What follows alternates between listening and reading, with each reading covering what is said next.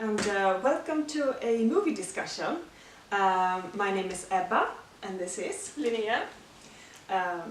We've watched two movies tonight and Yes. we want to discuss them, and you can join in by watching us and maybe leaving a comment if you want. You could say that we've had a literary theme today, movies based on literature. If you really want to look for a theme, you could say that that's the theme. That's a stretch, but it works. It's a stretch, and it's something we might have realized afterwards. Yes. It's not a maybe plan. I just made it up. Also, I don't know.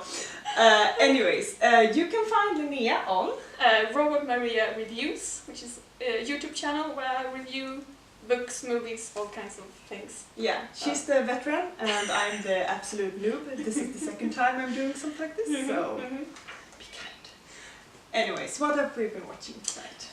We have been watching Wicker Man, the original, not the remake with Nicolas Cage, but the original. What year was this from? 1973. Yes. And I had seen it once before, but for you it was the first time. Yes. So what was your impression of Wicker Man? Oh, that it was very, very good, actually. Coming in this, I didn't really know too much. I've only seen a few scenes that shows up during movie history and things like that. So I did know basically what was going to happen in the end. But as we realized when we were talking about it, as we watched it, I didn't really know the specifics. So I was a bit, woo!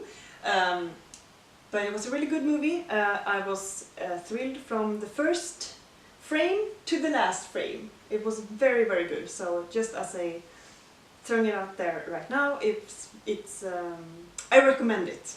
I really Definitely. do. And your thoughts? Well, you've seen this before. But Yes, I really like it too. It's not a happy movie at all. It's kind of heavy. You know, yeah, you have to be in a certain mood to watch it. I think it's not something you watch just for fun. Yeah, but I really like it too. And we're gonna go into plot and spoilers later, but just overall spoiler-free impression. I really dig it. Love the soundtrack, folk music soundtrack, and like the overall aesthetic of the film. It's very old style. Yeah, and that's intentional, I think. Because it almost looks older than it is. yeah, definitely. So yeah, I really like it. It's a very atmospheric film. Yeah. So maybe we should just quickly like, what's it about? Yeah. What's the story?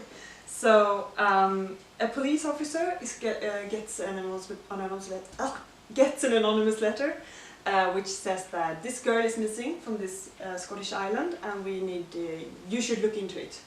No one's doing anything here. So the man, Sergeant Howie, I think, yes. He goes by airplane to this island and is essentially stuck there. I mean, you don't have any cell phones or anything. This is the 70s, so you have that sort of layer. Like he's on his own on this very strange island. And why is it strange, would you say? The people, the sergeant, he's a very Christian man, but the people on the island have sort of their own religion, a very pagan religion, and very different social structure, different sort of behavior, different moral, I guess, moral norms, different morals. So it's a very extreme culture shock. And they are, by our standards, very weird people. Yeah. So after that, it sort of unravels this mystery, and he tries to find out, well, where is she? Is she alive? Is she dead? Is she all these things? And I think saying anything more than that would spoil the film for you. Yes. So right now it's the time that when you shut this off and you go watch it, and then you come back, unfortunately. Yeah. But it's a very good movie, so do that if you haven't seen it. So, spoilers. Yes. How would you? Should we just go into the whole religion thing immediately? Yeah. What else? So there's it's a very big clash between Christianity and what is But I kind of got the feeling that they've been living this way for a long time. It's a very old religion. They speak of the old gods and everything. But as it turns out, it's actually a very, very new religion compared to Christianity. Yeah, but I got the impression that it was sort of they had revived an older thing. Yeah. And that's so their version of it is new, but the religion itself is older. Yeah. And that could also be an interesting thing to just have in mind. Like, if it's a revival, then it isn't really the old, because the old can't come back. No.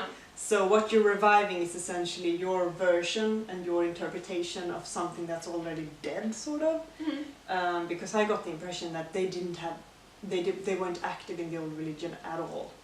At the point when this Victorian agro-sciencey guy kind of interpreted it. He bought the island essentially when he came in and introduced these things. So you have that clash between Christianity, very strict Christianity, and this very, what would be the right word? Just pagan. Pagan, very focused. I mean, what the movie leads up to is human sacrifice. Yeah. I mean, if you know anything about the Wicker Man, you know that this huge, I think it's wooden structure, and they put it on fire, and there's a guy inside. But it's also the first sacrifice. They haven't done a human sacrifice before. It seems like this is the first time the crops are failing, and that's why they need to have the human sacrifice. Because they say like animals are not enough, we need something more special. Yeah. Exactly. And it's sort of hinted throughout the movie that the sacrifice is going to be Rowan, who is the missing girl, but it actually turns out that it is the policeman Howie, who they have sort of lured to the island because he needs to have come willingly to the island and such things. So that was, I mean, today we kind of, I don't know, I think the twist was bigger when the movie was new, but I still think it was a nice sort of red herring that she's gonna be the sacrifice. Oh no, she's not. Yeah. That was nice. Yeah, and but I also think that just the way like he walks into these scenes where people are either making love or whatever you want to call it in the open. Like those people are naked. I'm like, yeah. Yeah, and he gets very agitated and like this is not how you're supposed to act essentially. And that's also, I mean, I don't know what the climate was exactly then, but it must have been sort of shocking as well. So it must have been, oh, well, okay. Yeah.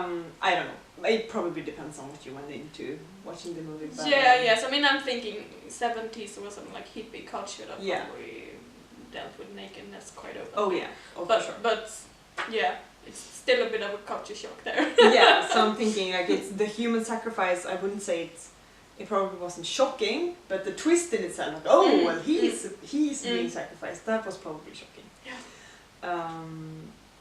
Yeah. I want to talk a little bit about Christopher Lee. He played Lord Summerisle, who's sort of the boss guy on this island. And I thought it was interesting because at the same time as this, he was often playing Dracula in Hammer films. And I think this guy, Lord Summerisle, is a very good contrast to that. Because I think Lord Summerisle is even scarier and more creepy than Dracula because he's not really an evil guy. He's just so foreign and strange that he becomes scary because we don't really understand him. I mean, Dracula is still, he's a vampire and he's probably going to kill us, but we know the culture he comes from. So I thought that was really nice. Yeah, definitely. Well, the island itself, I think it's kind of interesting because they obviously don't want visitors. They really feel like they've got their shit together on their own. They're only exporting like apples and like the ciders or whatever, but they don't want anybody coming in, especially if they don't know who's coming in. So they're a very closed off society. They may very well be very open in their beliefs and like body positive or whatever you want to call it, but they're like very open and very not ashamed, and there's not a lot of shame in the society and the religion, but they do not open up to the rest of the society. Like they are on guard. And so would you call this a cult maybe then? Yeah, probably, because it's so closed off from and also you have the founder and almost like a sort of myth building around the grandfather, Lord Summerisle's grandfather, who was the Victorian guy who came in and bought the thing and made the agriculture work and everything and brought the pagan belief system back. And also they made all the ministers of the churches just run away, just fleeing the place. So and also Lord Summerisle has to give his permission on things. So he's put on a pedestal, or he's put on a throne almost. And I mean, people they seem happy and everything, but I also have a feeling like you have to say yes to being part of that society and being part of that belief system. If you say no, then watch out, because they might be building something like this and putting you in it. I just have a feeling. So it's kind of interesting. It's very open and it's also very closed off, and you know. Do you have any thoughts on that too? Or? No, I think you pretty much covered it. But I think that's really part of what makes the movie so interesting. It's discovering this society, which is a very, very strange society. Yeah. I also want to talk about the pacing of the film. It's not very fast paced. It's actually quite slow paced. Yeah. But there's very every detail in the film is sort of important, and there's very like when Sergeant Howie discovers the mystery of the missing girl. You know, the clues is very sort of evenly distributed throughout the film. So I think it was really good pacing in that way. Oh yeah, definitely. Yeah. And there's also you have, if you pay attention, there's hints of things, like you can find certain objects reoccurring in another scene later on, and so it's very you can, I think you said this when watching it, that you can tell that they haven't had the largest budget, but they have made everything they could with that budget. And it shows. I said when I think just after we had finished it, I said that it is a low budget film, and you can kind of tell that, but it's also a very beautiful film. Yeah.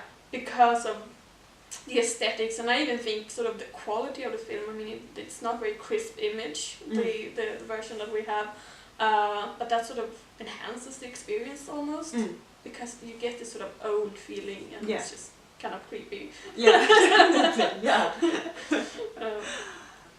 But we should also talk about, there's a lot of singing and a lot of music in this movie, especially in the first part, I think. Yeah. A lot of just basically a music video. Yeah, but at the pub and Yeah, and it's really nice folk music, and I think that really enhances the atmosphere and the experience, because it reflects their society somehow, because it's old, it's traditional and all that, and the lyrics themselves also kind of are important and contains clues to their society and what's going on. So yeah, really, really good.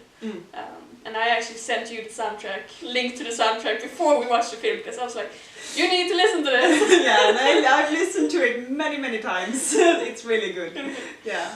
So you should too. It's on Spotify. Yeah. I also think that we should mention really quickly that the way this actor portrays the Sergeant Howie, is very balanced. This is sort of the way a very Christian police officer trying to do his duty and finding this out. It feels very, you understand him and you can see his frustration, and he's he can't make this thing fit. How can this society exist in the civilized Christian world. He doesn't understand it, and it's probably night and day between how Nicolas Cage, based on what I've seen on the internet, how he portrays. Yeah, I mean, nothing against Nicolas Cage, but I don't think he's the right actor for this. And also because he's a virgin in the movie, which is a big point by the end of it. And there you also need to have that layer when you notice his reaction to all of these naked and... I haven't seen the remake, but from what I've heard of it, they actually changed that in the remake, because in the remake it's his daughter that's missing,